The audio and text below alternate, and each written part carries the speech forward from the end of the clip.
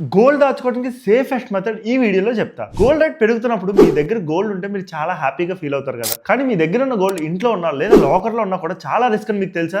మీరు bank locker లో పెట్టుకున్న వస్తువులకి బ్యాంక్ ఎప్పుడు లైబుల్ కాదన్న విషయం మీకు తెలుసా?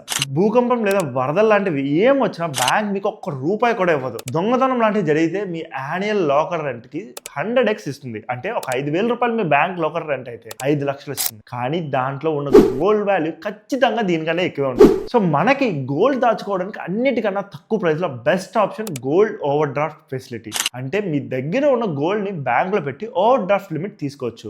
అంటే మన గోల్డ్ వాల్యూకి 70 to 85% మనకి ఎంత అవసరమైతే అంత లోన్ తీసుకోవచ్చు. మిగతా అది అక్కడే ఉంచేస్తాం. అది కూడా అవసరం లేదంటే తీసుకోకుండా అలానే ఉంచేయచ్చు.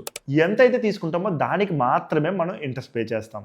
ఆ లోన్ అమౌంట్ కూడా ఫ్లెక్సిబుల్ గా క్లియర్ చేసుకోవచ్చు. సో మీ గోల్డ్ కి మీ బ్యాంకే రెస్పాన్సిబుల్. సూపర్ కదా. ఇది మాక్సిమం అన్ని బ్యాంక్స్ లో పెట్టుకోవచ్చు. SBI, HDFC, ICICI దేంట్లో అయినా. సో ఈ video me friends and families లో ఎవరైతే గోల్డ్ దాచుకోవడానికి ఇబ్బంది పడుతున్నారో వాళ్ళు షేర్ చేయడం మర్చిపోకండి. ఇలాంటి యూస్ఫుల్ టిప్స్ కోసం ఫైనాన్స్ మహారాజుని ఫాలో అండ్ సబ్స్క్రైబ్ చేసుకోవడం మర్చిపోకండి.